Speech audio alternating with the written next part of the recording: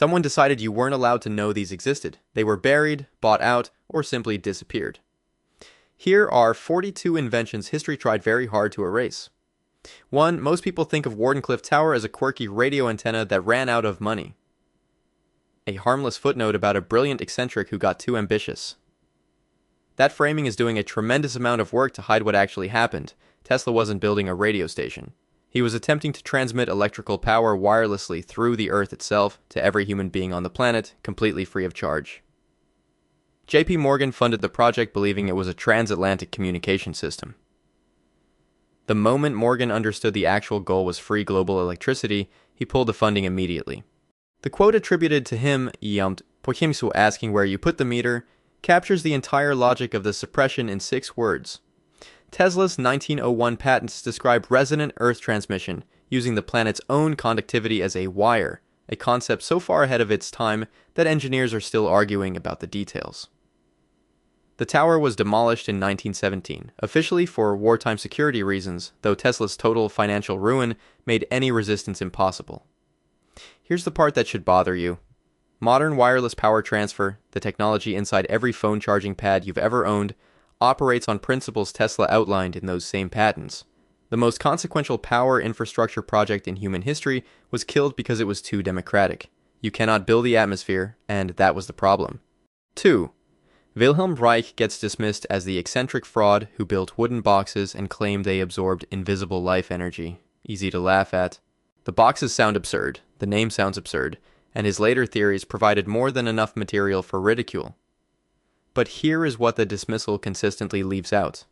The FDA's response to Reich was one of the most aggressive suppressions of a scientific researcher in American history.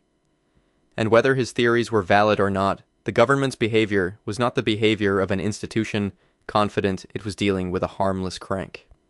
In 1956, the FDA oversaw the burning of Reich's publications, one of the only government-sanctioned book burnings in United States history. Let that settle. A federal agency burned books on American soil. Reich died in federal prison in 1957, imprisoned for violating an injunction against transporting his devices across state lines. His atmospheric research tool, which he claimed could manipulate weather patterns, sounds laughable until you realize DARPA has run its own classified weather modification research programs in the decades since. Einstein met with Reich personally for 5 hours in 1941 to review his findings before ultimately declining to endorse them, which tells you the ideas were at minimum worth 5 hours of Einstein's time. You don't imprison a joke, you don't burn a punchline. The severity of the response is itself the most important data point in the file. 3. Every few years, someone claims to have invented a car that runs on water, the courts rule fraud, and the story gets filed under things gullible people believe. Stanley Meyer fits that pattern so neatly, it should make you suspicious. A court did rule against him, specifically regarding investors in his technology, not regarding the device itself. No independent technical body ever conclusively tested and refuted the underlying electrochemical mechanism he was claiming. Meyer died suddenly in 1998 after a restaurant meeting with NATO representatives and Belgian investors who were prepared to fund international development of the technology. He reportedly told his brother immediately before dying that he had been poisoned. The autopsy finding was listed as a brain aneurysm. His water fuel cell patents, United States numbers 4, 936, 961, and 488266581, are publicly accessible in the patent database today and were never invalidated on technical grounds. He claimed to use resonant electrolysis to split water molecules at dramatically lower energy input than standard electrolysis requires, which violates no law of physics on its face, even if the efficiency numbers he claimed were extraordinary. Dozens of independent engineers across multiple countries have since attempted to replicate elements of his cell, with results ranging from inconclusive to partial confirmation. The patent office accepted it, the courts never technically tested it, and the inventor died the week international funding arrived. Pick whichever explanation feels most comfortable. 4. Royal Rife gets filed under snake oil with magnetic bracelets and healing crystals, which makes it very easy to ignore the documented timeline of what actually happened to him in his work. Rife's 1930s laboratory demonstrations were witnessed and reported as successful by multiple credentialed physicians. His destruction came through systematic professional and legal pressure, not scientific refutation. In 1934, A clinical trial at the University of Southern California reportedly achieved complete remission in 16 terminal cancer patients using Rife's frequency instrument. That study was never published in a major journal. The American Medical Association subsequently attempted to purchase Rife's technology outright. When he refused, his laboratory was broken into and critical components of his microscope were destroyed.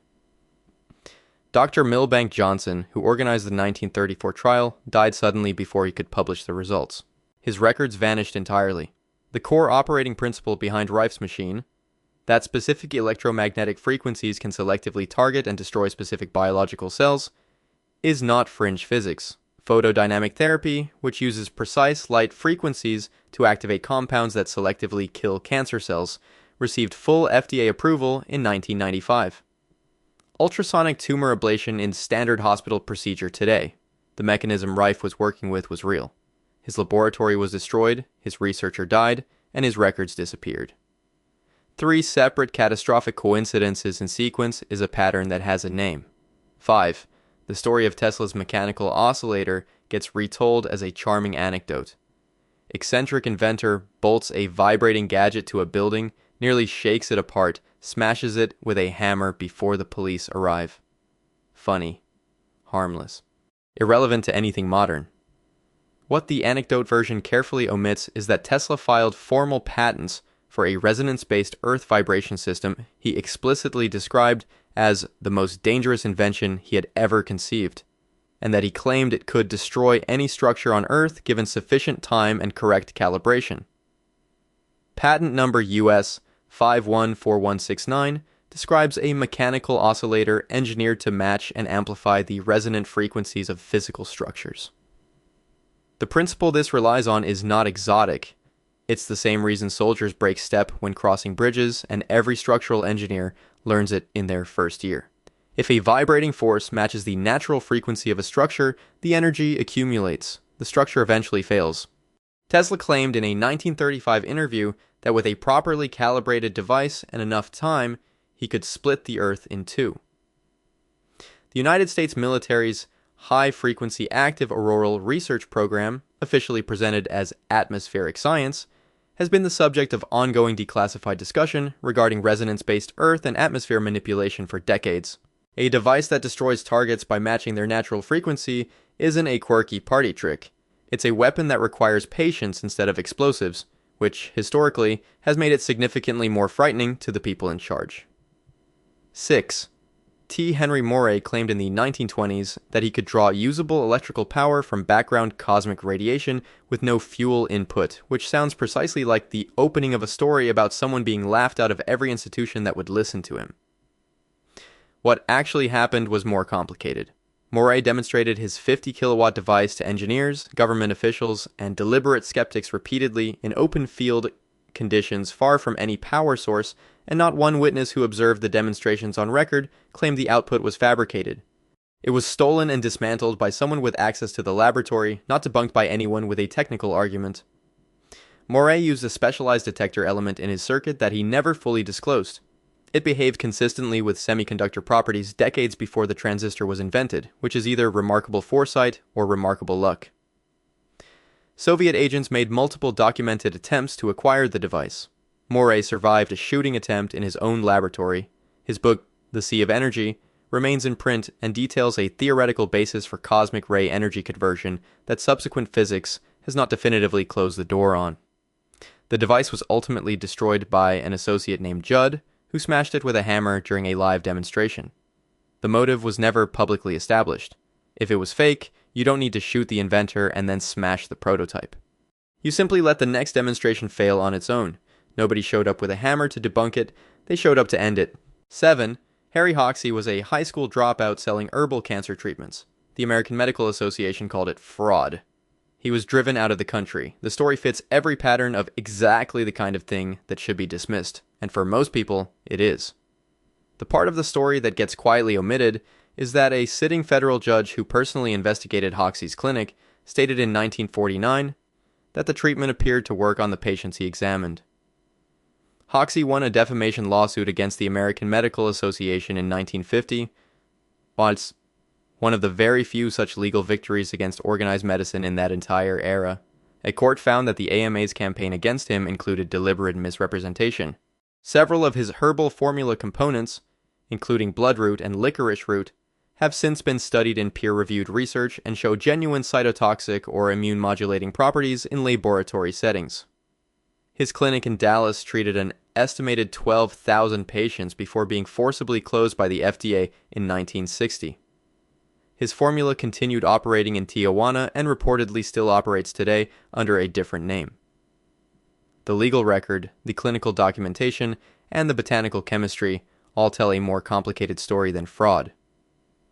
When you win a defamation suit against the organization shutting you down, the correct word for what happened to you is not debunked. It is eliminated. Those are different processes with different implications. 8. John Keeley spent 25 years demonstrating machines that vibrated, hummed, and appeared to produce energy through acoustic resonance, and after he died, investigators found a hidden compressed air system in his basement. Case closed, textbook con artist. The hidden mechanism does explain some of his demonstrations, but not all of them, and the rush to declare total fraud buried any legitimate elements of his acoustic resonance research under a convenient single explanation.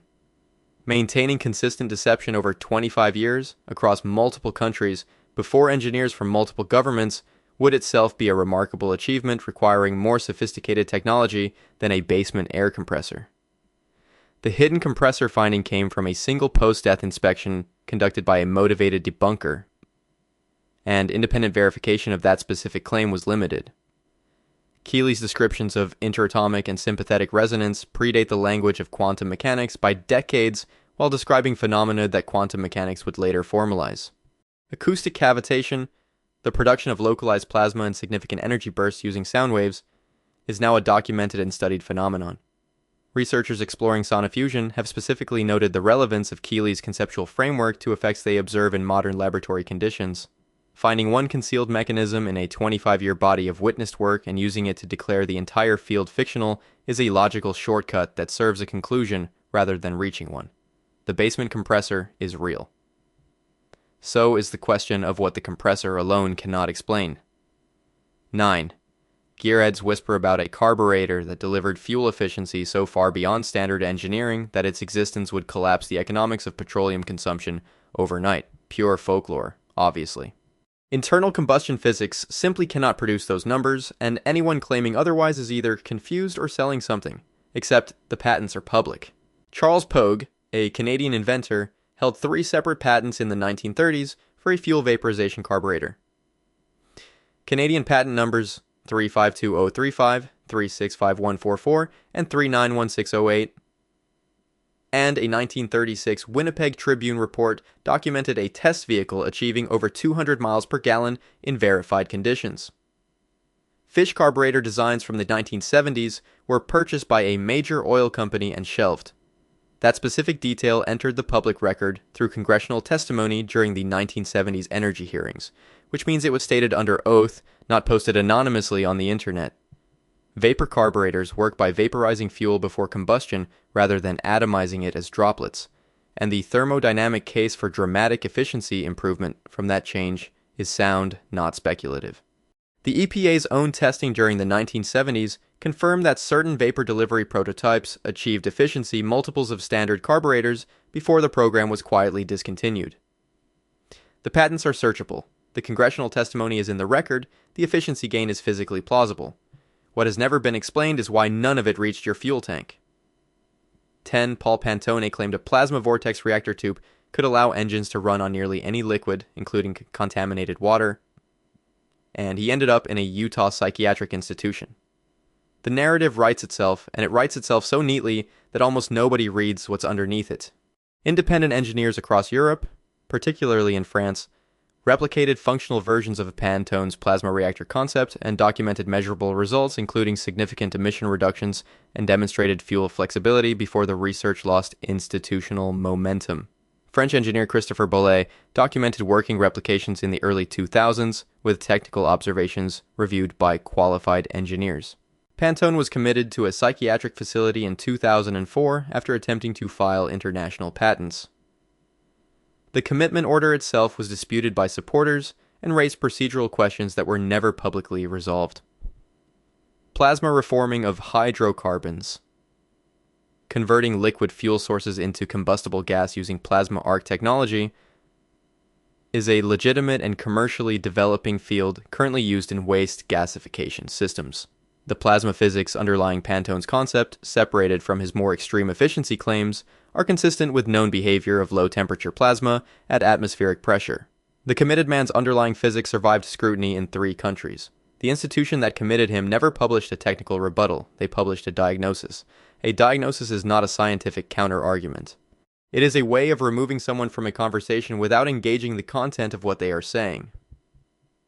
11. Philo Farnsworth invented the electronic television. He has a statue. His name appears in textbooks. There's even a congressional recognition.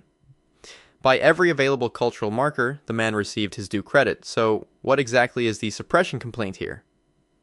The complaint is about money, time, and a corporation that spent a decade engineering his financial ruin with more precision than he ever used engineering his invention. RCA's engineer Vladimir Zworykin visited Farnsworth's laboratory in 1930 under the professional courtesy of a colleague's visit and returned to RCA with detailed technical notes that the company immediately used to begin filing competing patents.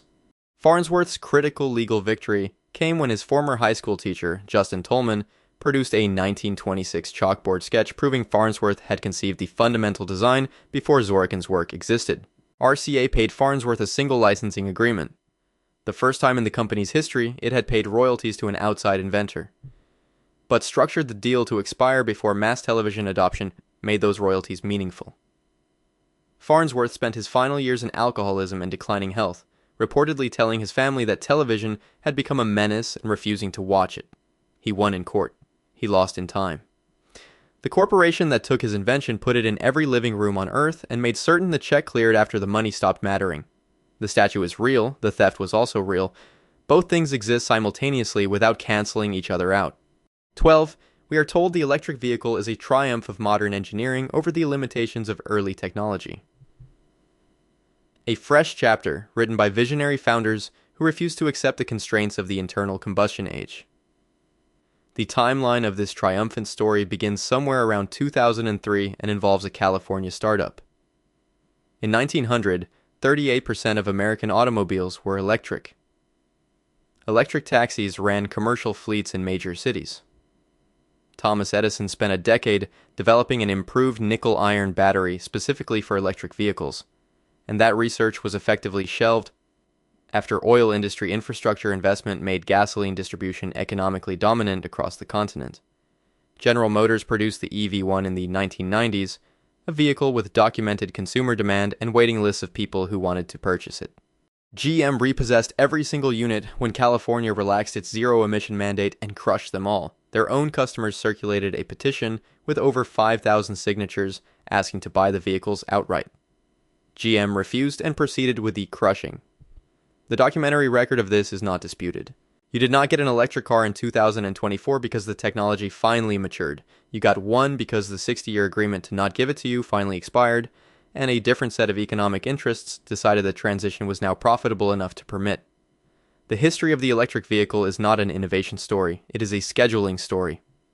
13. George Lakhovsky built a device emitting a wide electromagnetic frequency spectrum and claimed it restored cellular health, which sounds like the pitch of someone selling expensive equipment at a wellness conference rather than a researcher worth taking seriously. What the dismissal skips is that Lakhovsky's device was used in actual European hospitals, produced documented clinical observations, and was credible enough that he received invitations to demonstrate it at American medical institutions, before he was struck and killed by a limousine in New York in 1942 under circumstances that were never satisfactorily resolved. His 1925 book, The Secret of Life, articulated a theory of cellular oscillation that modern biophysics has partially validated through research on cellular membrane potential, which is standard material in current bioelectricity textbooks. The multi-wave oscillator was demonstrated at Bellevue Hospital in New York in the late 1930s, with observed effects on plant growth and tumor reduction in animal models. Lakhovsky arrived in New York from German-occupied France, was struck by a limousine weeks after his arrival, and died from the injuries. His United States patents were subsequently seized under the Trading with the Enemy Act, removing them from any possibility of civilian commercial development. Hospital demonstrations, peer-reviewed publications, U.S. patents, then a fatal street accident and asset seizure. That is not the trajectory of a fraud who got caught. That is the trajectory of something that someone decided needed to stop. 14. Victor Schauberger was an Austrian forester who believed water moved in living, breathing spirals and that energy should flow inward rather than explode outward. He is easy to dismiss as a nature mystic who spent too much time in the woods developing elaborate theories about water being alive. What makes that dismissal structurally dishonest is that the Nazi regime did not conscript mystics, they conscripted engineers. Schauberger was forced to work at the Mauthausen concentration camp during the Second World War, using prisoner labor to develop prototypes of his vortex propulsion devices for military applications. After the war ended, American intelligence agents debriefed him extensively, not as a curiosity, but as a technical resource. He traveled to the United States in 1958 under a contract with a Texas-based defense-affiliated company. He signed over all his patents and all his prototypes. He returned to Austria 5 days later and died, reportedly saying they had taken everything from him. His core vortex implosion concepts, using spiraling inward motion rather than outward explosion for energy generation, have been revisited in low cavitation pump design and appear in certain current hydraulic engineering applications. Mystics do not get conscripted by war machines. They do not get debriefed by intelligence services. They do not get contracted by defense firms and asked to sign over their intellectual property. The classification of his work as fringe began the moment it stopped being classified as strategic. 15. The Philadelphia experiment story. That the USS Eldridge was rendered invisible and teleported in 1943 is built primarily on the claims of one individual whose credibility was seriously questioned, and most serious researchers have moved on from it.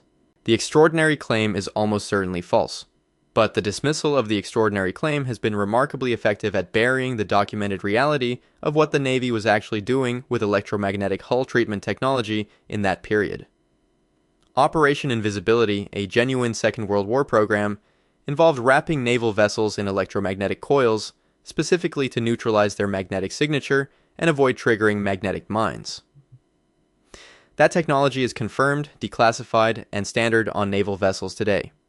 Carl Allen, the primary Eldridge claimant, annotated a copy of a researcher's book with technical references that the Office of Naval Intelligence found credible enough to reproduce the entire annotated copy for internal distribution, which is not standard procedure for obvious crank correspondence. The Navy's own records placed the Eldridge in Philadelphia during the period they initially denied it was there.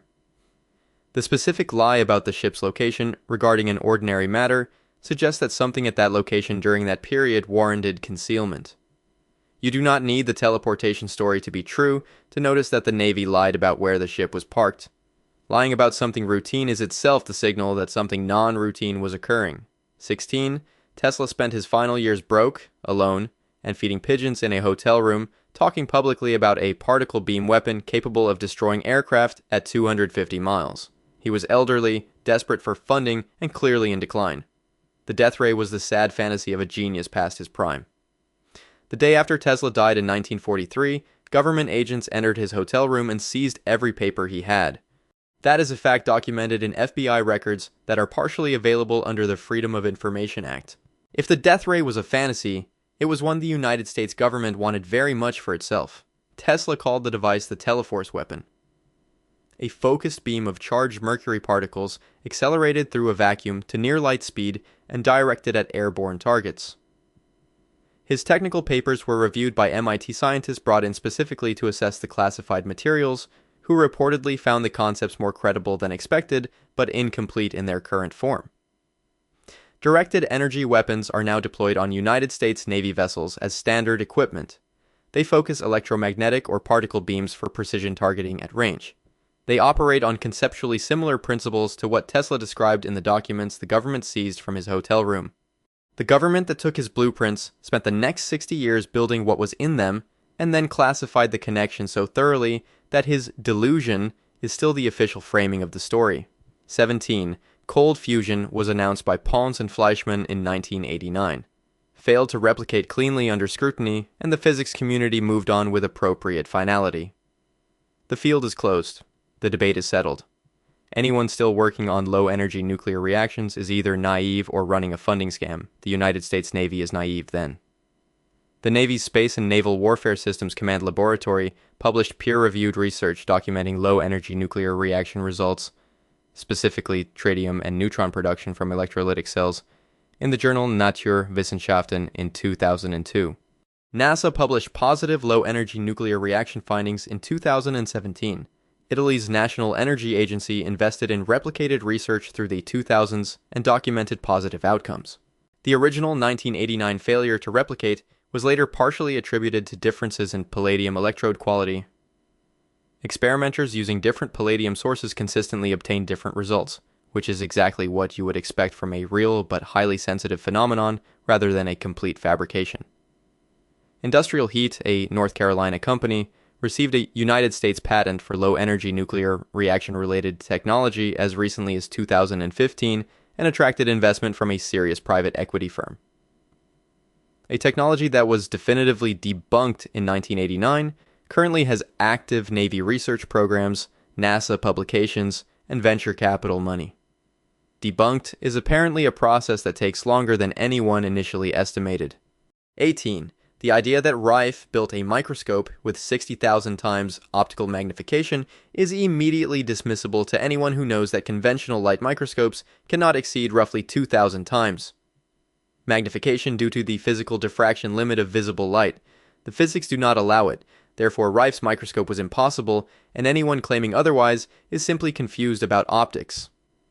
Rife's microscope did not use the same optical approach as a conventional microscope. It used ultraviolet light at specific interference frequencies combined in a 14-element optical array that caused specimens to resonate at their own characteristic frequency and become self-luminous, which meant the specimen itself became the light source rather than simply scattering external illumination. The diffraction limit applies to standard illumination optics. Rife's method was categorically different. Visiting scientists including Dr. Arthur Kendall from Northwestern University Medical School and Dr. E.C. Rosenau of the Mayo Clinic verified in writing that they could observe viral scale structures through the device that were invisible to conventional equipment. The remaining components of the microscope were held at the Burnett Laboratory before ultimately dispersing across private collections. No complete working unit has been preserved for modern technical analysis. Modern near-field microscopy and structured illumination techniques now routinely exceed the classical diffraction limit using approaches that the optics community once insisted were equally impossible.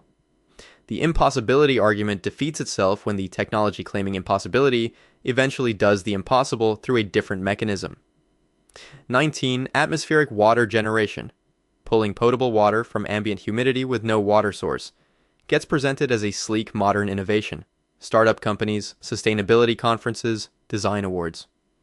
A brand new idea arriving just in time to address a modern crisis. Functional atmospheric water collection systems were developed, patented, and commercially available in the United States for industrial applications as early as the 1930s. Wider commercialization was technically feasible and was not pursued. Inventor Guido Franch claimed to have developed a catalytic water-generating compound and was prosecuted for fraud in the 1970s during trials that produced no technical refutation of his underlying chemistry. Only character attacks and procedural arguments. Israeli military and agricultural research programs developed modern atmospheric water generation in the 1990s and found that commercialization rights became entangled with water utility infrastructure and regional government agreements that effectively blocked deployment at scale. The Middle East's largest desalination infrastructure is substantially controlled by the same multinationals that hold regional water rights, creating a structural economic incentive against any technology that allows water generation to become decentralized and locally controlled. The technology exists. The infrastructure to deliver it profitably does not align with the economic interests of the people who control water access. Turning humidity into drinking water is not a startup pitch. It is a century-old technology that is inconvenient for anyone who built their revenue model on selling water by the cubic meter to people who have no alternative source. 20. Hydrogen peroxide cancer therapy gets lumped in with oil pulling and crystal healing. Fringe alternative medicine territory, dismissed before examination, dangerous in the wrong dosage, obviously not serious. The biology underneath the dismissal is more complicated. White blood cells naturally produce hydrogen peroxide to destroy pathogens. That is not alternative medicine.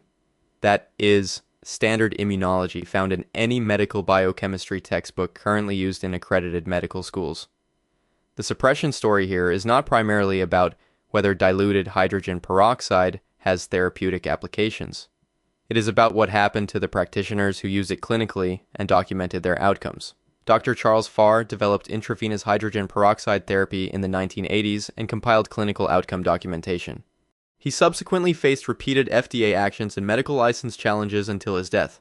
Hyperbaric oxygen therapy, which increases dissolved oxygen concentrations in tissue through elevated atmospheric pressure, is a fully approved medical treatment for conditions including non-healing wounds and carbon monoxide poisoning, operating on adjacent physiological principles with no meaningful conceptual distinction from what Farr was investigating.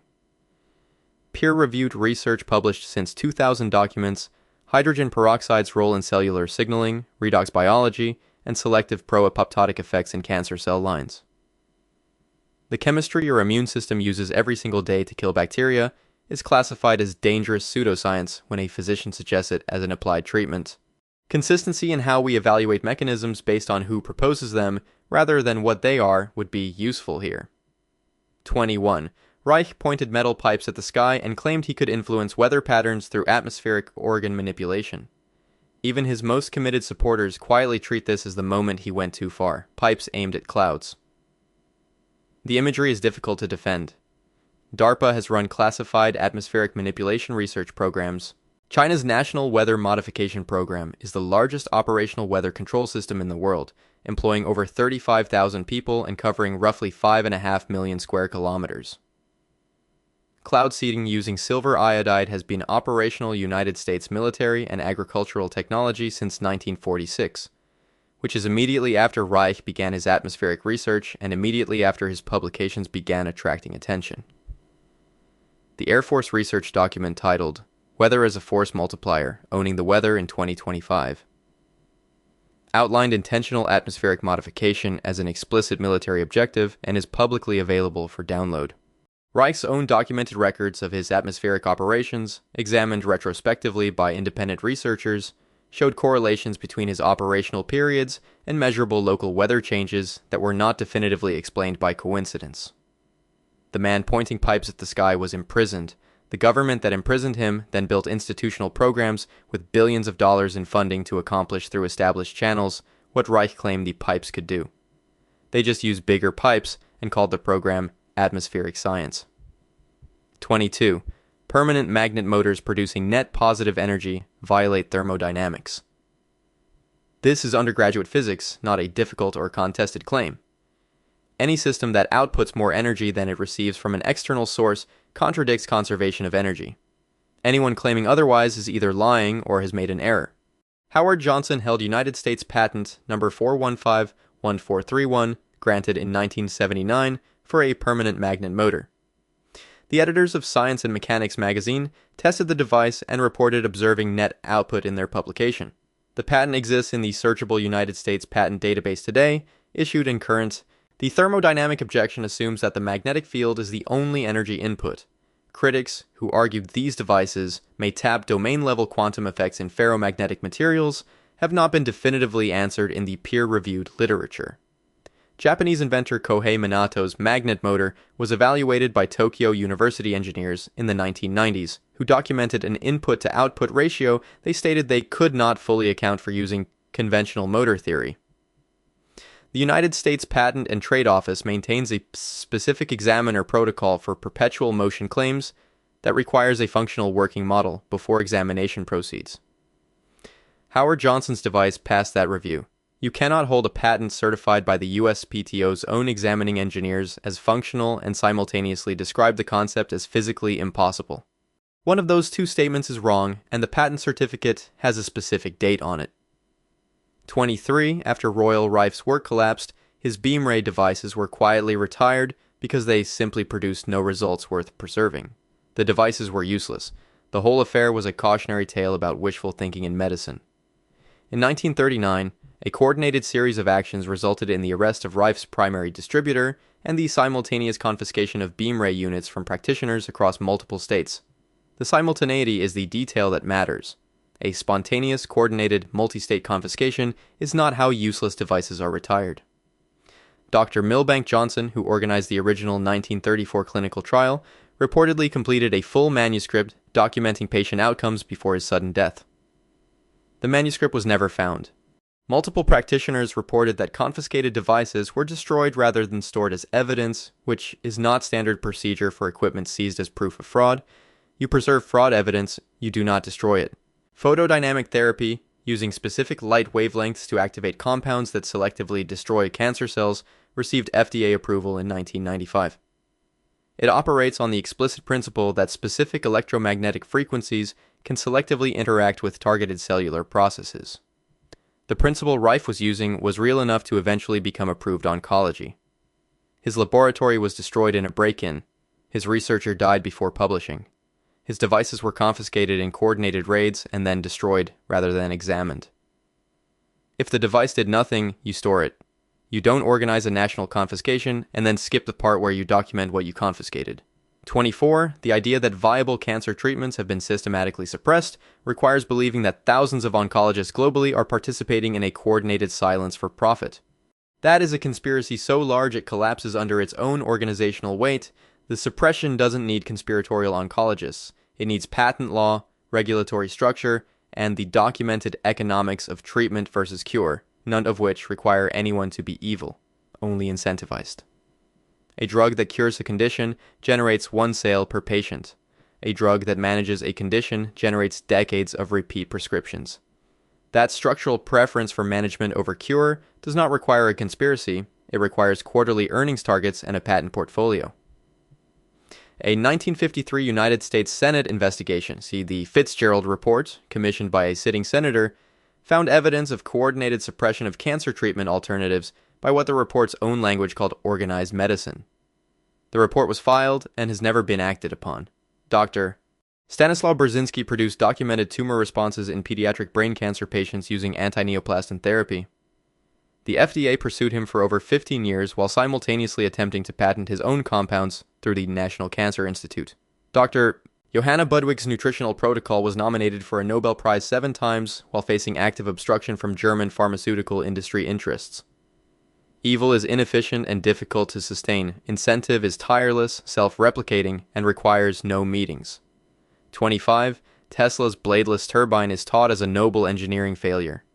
Clever in concept, impractical at scale, an interesting museum artifact from the mind of a man who had too many ideas to fully develop any of them. Warren Rice at Arizona State University conducted comprehensive testing of the Tesla turbine design in the 1960s and documented efficiencies exceeding 95% under optimal operating conditions. Tesla's 1913 patent, United States number 1-061206, describes a turbine using viscosity and adhesion rather than impact.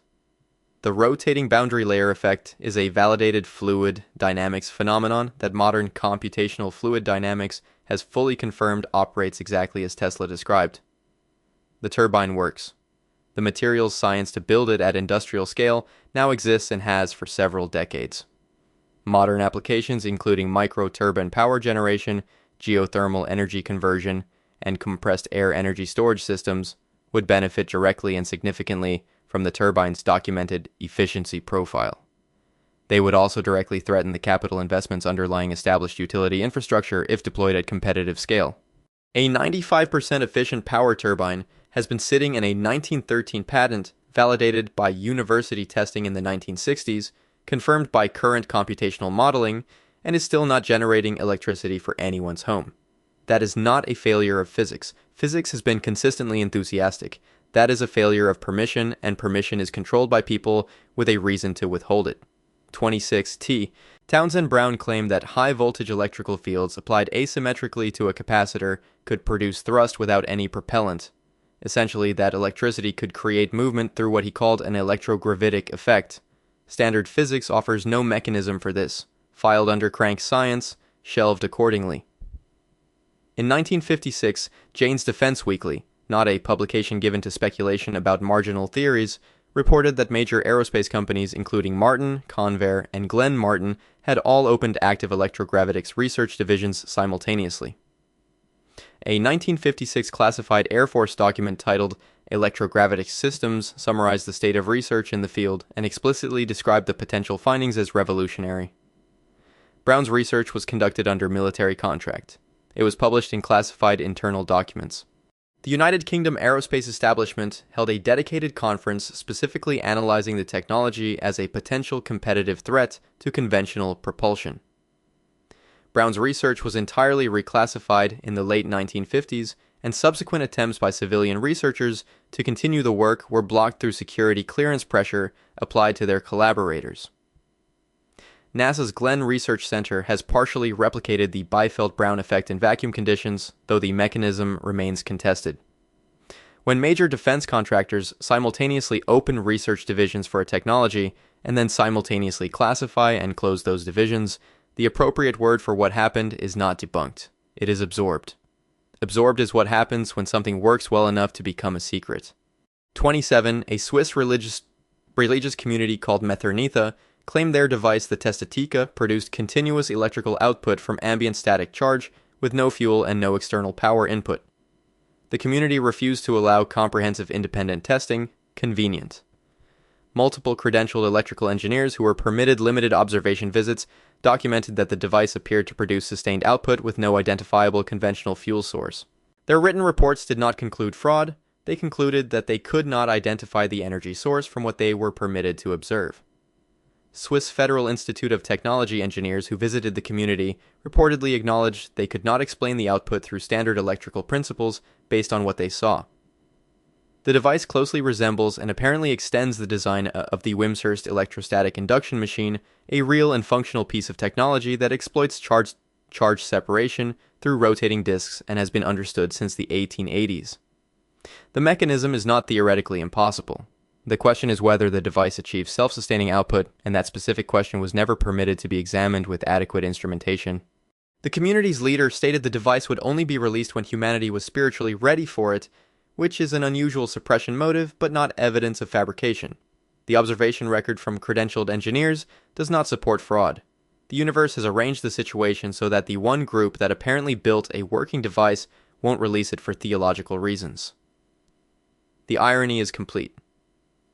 28. Gaston Naessens claimed to observe tiny precellular biological entities he called somatids using a custom microscope he built himself and developed a cancer treatment based on their life cycle. He was tried for murder in Quebec in 1989. The obvious reading is that he was a fraud who killed a patient. The trial produced an acquittal.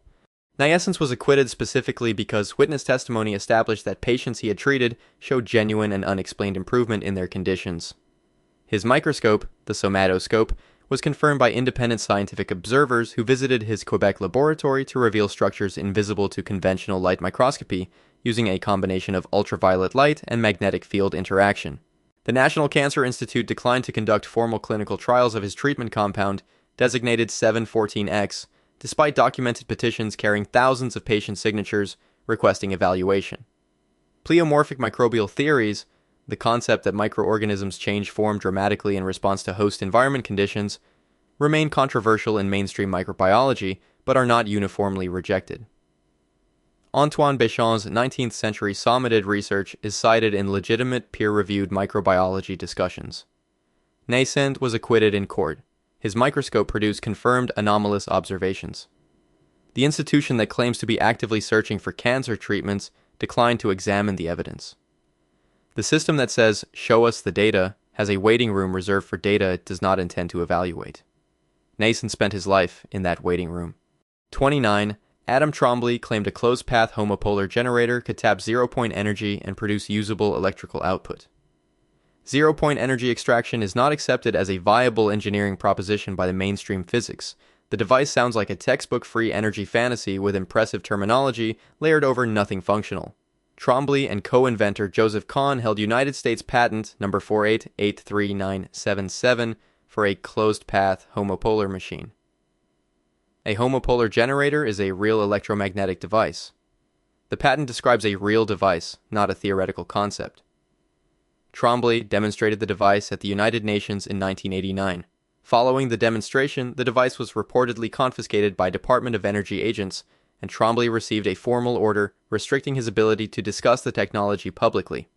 The Casimir effect first predicted in 1948 and experimentally measured in 1997, confirms that quantum vacuum energy exerts measurable mechanical force on physical objects at close range. Zero-point energy is not a fictional concept. It is a real measured physical phenomenon documented in standard quantum physics. Whether it can be extracted at useful engineering scale is actively disputed. Not closed, disputed. The government seized a device they claim does not work and issued a gag order restricting discussion of a technology they describe as impossible. You do not impound a magic trick, you let it fail publicly, collect the embarrassment of the inventor as your evidence, and move on. The seizure was the response because the seizure was necessary. 30. Dennis Lee spent a decade selling dealerships for free energy technology he claimed to have and consistently failed to deliver at commercial scale. Multiple states prosecuted him. He served time. The straightforward reading is that he was a fraud and the technology was entirely fictional. The prosecutions focused on securities fraud related to his dealership financing structure, not on technical refutation of any device he demonstrated. Independent observers at his public demonstrations in multiple American cities in the 1990s measured thermal output that appeared to exceed the electrical input driving the system. High-efficiency heat pumps produce between 4 and 6 units of thermal energy per unit of electrical input. This is how they work. This is not physically anomalous, and this is completely unknown to most members of the general public who have never encountered the concept. The documented exploitation of public unfamiliarity with heat pump physics allowed Lee to use legitimate demonstrations of real thermal phenomena as the credibility foundation for a fraudulent investment scheme built on top of them. The fraud was real. The investment scheme was real. The criminal convictions were warranted. Whether a real technical effect was also present and was being commercially exploited alongside the fraud is a question the prosecutions were not designed to answer and did not address. History has a long tradition of genuine discoveries being made by people who are simultaneously terrible. The moral failure of the messenger does not retroactively determine the physics of what was observed. 31. Claims about atmospheric aerosol programs are the kind of thing that gets you removed from serious conversations. The people who look at contrails and see coordinated chemical dispersal programs are placed in the same category as flat Earth proponents. The topic functions as a social filter that ends discussions before they begin. Harvard University's Solar Geoengineering Research Program, called as COPEX, has been actively developing stratospheric aerosol injection technology since 2017, with documented institutional funding and full academic publication. The National Academies of Sciences published a report in 2021 explicitly recommending a formal research program for stratospheric aerosol injection as a climate intervention strategy. Russia and China have independently built ionospheric heater and atmospheric modification facilities. Civilian atmospheric science does not typically produce a geopolitical arms race with competing national programs. Atmospheric particulate measurements, including barium, strontium, and aluminum compounds, have been documented at elevated levels in air quality studies conducted by university-affiliated researchers since the early 2000s. The United States Air Force research document titled Weather as a Force Multiplier, Owning the Weather in 2025 outlined intentional atmospheric modification as an explicit military objective and is publicly downloadable from the Defense Technical Information Center. Harvard has a funded program for it. The National Academies recommend expanding it. The Air Force published a strategy document about it. The only conspiracy is the part where only some people are allowed to know it is an active research program rather than an implausible theory. 32. John Hutchison claimed his Vancouver apartment full of Tesla coils and Van de Graaff generators caused metal objects to levitate, fuse with other materials at room temperature, and temporarily change their physical properties. His videos look unconvincing. He is clearly unconventional. The dismissal writes itself, and for most audiences, it requires no further input. The United States Army and Navy dispatched official observation teams to Hutchison's apartment in the mid-1980s. They did not dismiss the demonstrations. They returned with samples of fused material, metal embedded with other dissimilar materials with no evidence of heat application or mechanical force, which were sent for laboratory analysis. Los Alamos National Laboratory reportedly received and analyzed Hutchison effect samples. Their conclusions were never released publicly. Hutchison's apartment was subsequently raided by Canadian authorities and his equipment was confiscated. Government agencies do not send official military delegations to observe a crank's apartment and then seize the equipment when it is determined to be a camera trick. The camera trick explanation would require a single afternoon to confirm and would require no equipment seizure. Theoretical explanations for the Hutchison effect involving interference patterns between multiple overlapping electromagnetic field sources creating localized anomalous force densities have been proposed by engineers who examined the claims.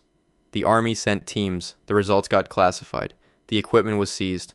That is the documented sequence, and none of that sequence is consistent with the standard debunking narrative.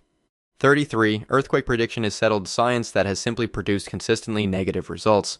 The Earth is too complex, the precursor signals too variable, and the time frames too uncertain for reliable prediction to be achievable. This has been studied extensively. The conclusion is clear. The Demeter satellite, operated by the French Space Agency from 2004 to 2010, documented consistent ionospheric electron density disturbances occurring 1 to 3 days before major earthquake events, including the 2008 Sichuan event. These were not theoretical predictions, they were anomalies documented in satellite data after the earthquakes confirmed the pattern. Friedemann Freund, a researcher at NASA Ames, published peer-reviewed research in multiple journals documenting electromagnetic precursors to earthquakes through stress-activated charge carriers in rock, a mechanism reproducible in controlled laboratory conditions. Greek researcher Panayotis Varotsos developed a ground electrical measurement prediction method that a Nature-commissioned review panel found produce mixed but non-dismissible results. Japan's 2011 Tohoku earthquake was preceded by measurable GPS ground deformation anomalies and ionospheric disturbances. These were documented in existing data retrospectively after 20,000 people died, because no monitoring system had been directed to watch for them in real time. The satellite measured it, the laboratory replicated it, the earthquake arrived on the signal's schedule. The monitoring system still isn't funded. Someone might have a question about that specific ordering of priorities. 34.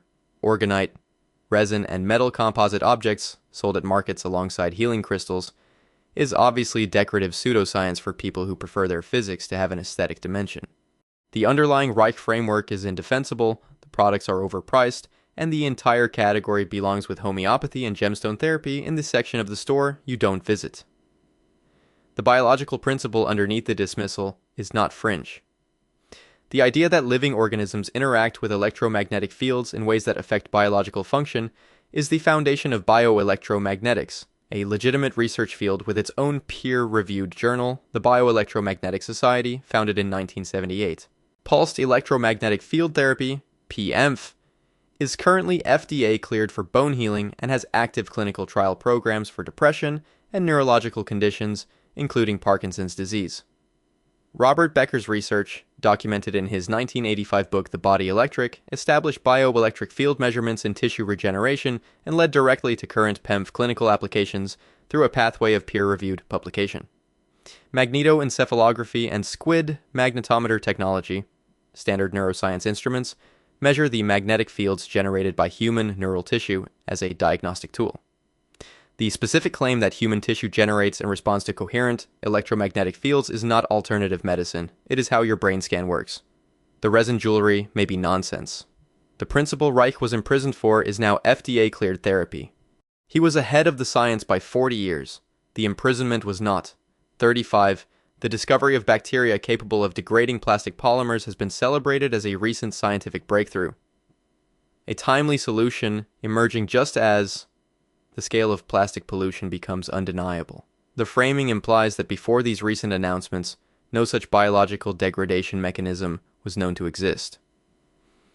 A 1975 Japanese research study documented bacterial degradation of polyurethane. The research received minimal follow-up funding for 3 full decades.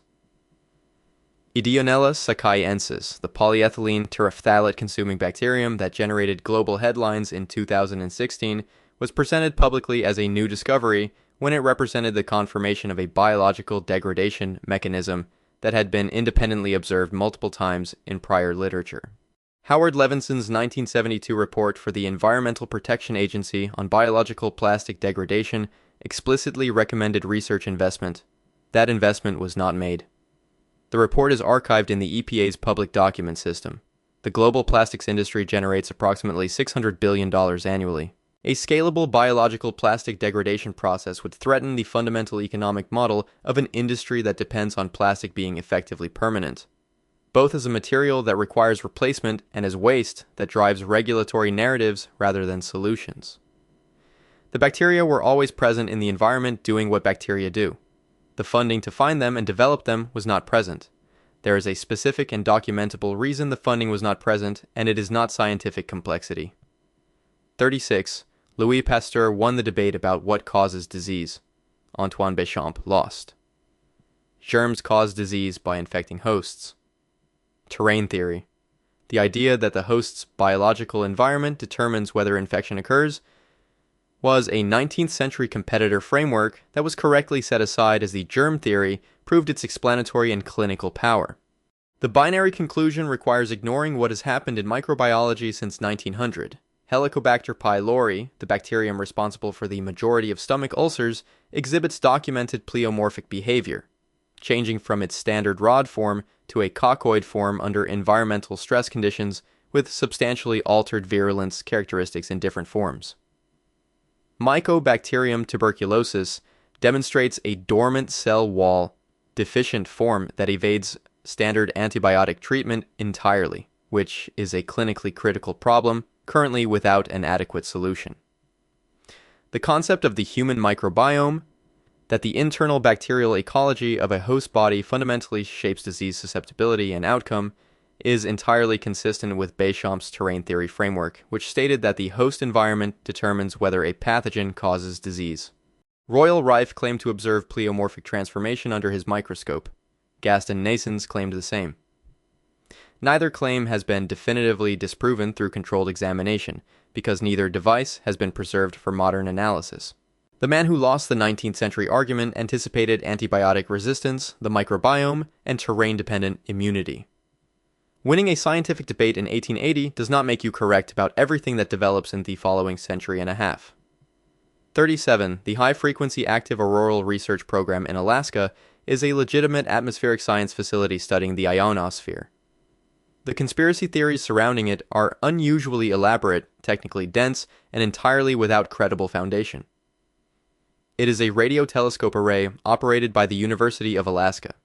United States Patent number 4C686605, held by ARCO, the original funding source for the HARP facility, and awarded to researcher Bernard Eastland, describes an ionospheric heater and explicitly details applications for disrupting missile trajectories and affecting atmospheric conditions over specific geographic regions. The patent describes weapons applications in its own text. Russia constructed the Sora ionospheric heating facility independently. China constructed the CR-2 facility. Civilian atmospheric science does not generate competing national military investments. The European Parliament passed a formal resolution in 1999 specifically calling for international treaty frameworks to govern HARP-type systems, citing explicit concerns about potential weapons applications. That resolution is in the publicly available record of European Parliament proceedings. The facility has its own weapons patent. Its development triggered independent military programs in Russia and China. The European Parliament demanded arms control treaties governing its technology. The official description is a weather research station. The gap between those two sets of facts is not a conspiracy theory, it is a measurement. The most unsettling thing about ARP is how committed the official communications are to sounding boring. 38. The Internet emerged through organic research collaboration between universities, government agencies, and visionary engineers building on each other's documented work in a relatively open research environment. ARPANET led to TCP/IP, which led to the web, which led to everything else. Clean lineage, documented progression. Paul Baran at the Rand Corporation developed distributed communication network theory in 1960, specifically for military communication survivability in a nuclear attack scenario. The work was classified. It was not part of the open research narrative. Donald Davies at the UK National Physical Laboratory independently developed identical packet switching concepts in 1965 with no knowledge of Baran's work. Two researchers reaching the same fundamental architecture independently, which suggests the technology was developmentally inevitable rather than uniquely innovative. When technology is inevitable, the strategic question is not whether it gets built, but who controls the infrastructure when it is. Tim Berners-Lee developed the World Wide Web at CERN and proposed it as an internal document management system. CERN waived intellectual property rights on the underlying protocol. The commercial infrastructure companies that built the profitable layer above that protocol held no such obligation and exercised none. The core domain name, infrastructure, and routing protocols of the Internet trace directly to organizations with deep historical ties to military and intelligence funding. The Internet is the most effective behavioral monitoring and modification infrastructure in human history. The origin story presented is true. It is not complete, and the missing parts are the parts that explain why it functions the way it currently does.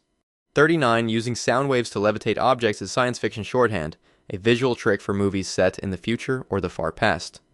Understood to be outside the boundaries of actual physics by any viewer familiar with how force and mass interact in the real world.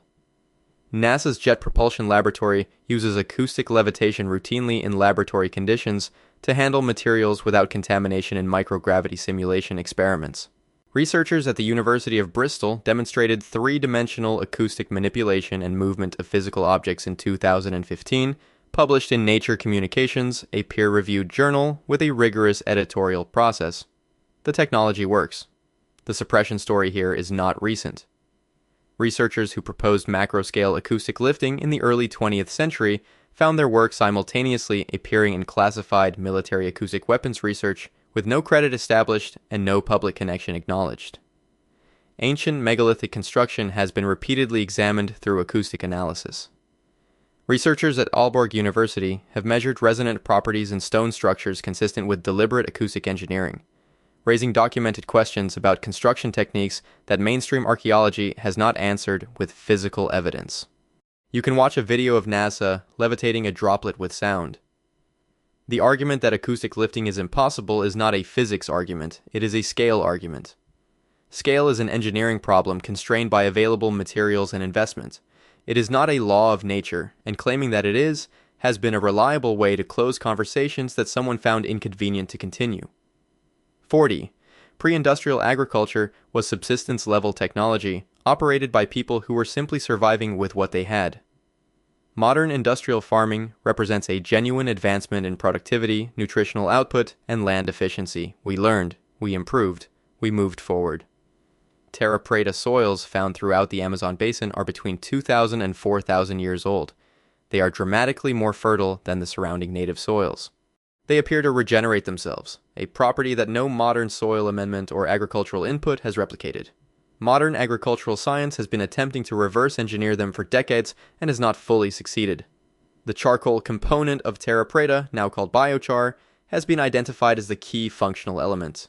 It hosts specific microbial communities that persist, self-propagate, and continue improving soil fertility across centuries of use. Peer-reviewed research by Bruno Glaser and Johannes Lehmann established that terra preta is an engineered product of deliberate, sophisticated design, not a naturally occurring geological formation. The technology was not superseded by colonization, it was destroyed by it. The population collapse that followed European contact eliminated the people who held the technical knowledge. Modern agricultural science is currently attempting to rediscover rather than improve upon the original system. A 2,000-year-old soil technology still outperforms the best products of the modern agricultural input industry. We did not advance past ancient farming. We burned it down, forgot what it was, and have spent 5 centuries trying to remember what we chose to destroy. 41. Anti-gravity research is theoretical fantasy that wastes institutional credibility and grant funding. General relativity fully describes gravitational interaction. There are no known physical mechanisms for gravitational shielding or reduction. The field attracts people who want exciting science without the discipline of physics. Boeing ran a dedicated research program specifically investigating the Podkletnov effect, the claim that a rotating superconducting disk reduces the gravitational effect on objects placed above it.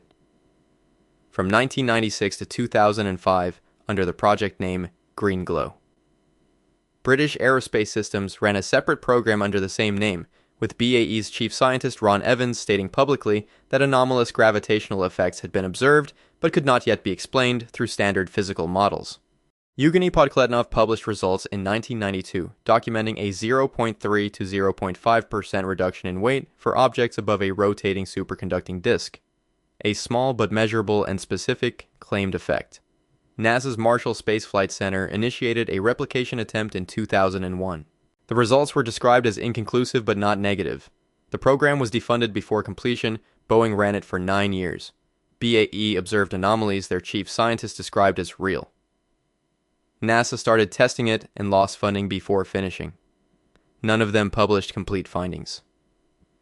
Null results, the finding that something definitively does not work, get published immediately and straightforwardly. They are easy papers to write. Dangerous results get classified. The absence of publication from 3 separate serious institutional programs is itself information about what those programs found. 42. When you survey the full landscape of suppressed inventions, what you find is a collection of eccentric personalities, fraudulent claims, wishful thinkers, and failed demonstrations that were dismissed by the scientific mainstream for consistently good reasons. The pattern of dismissal is the evidence of its own correctness. The pattern you actually find across a century of documented cases is different. At least 12 of the inventors covered in documented histories of suppressed technology faced criminal prosecution, none for technical fraud proven in court, all for surrounding commercial or regulatory violations that provided legal mechanisms to remove them from activity without requiring scientific engagement with their work. At least 8 research programs were reclassified after initial open development, permanently removing them from civilian scientific scrutiny through classification rather than refutation. The 3 consistent elements across the full body of cases are these. The technology threatened an existing multi-billion-dollar revenue stream. The suppression mechanism was regulatory, legal, or financial rather than scientific. And the inventor was personally destroyed rather than the technology being technically refuted through peer review. The United States Senate's Fitzgerald Report of 1953, the only congressional investigation specifically examining suppression of medical technology, concluded in its own language that a coordinated system of suppression existed. It was filed. It has never been acted upon. The pattern is not proof of any single device working, it is proof of a selection pressure. Evolution eliminates organisms that threaten the ecosystem. Economics eliminates technologies that threaten the revenue stream. The technologies that survive to reach your life are not necessarily the best ones ever developed. They are the ones that were permitted to live. If you want to see more, click the video on screen now.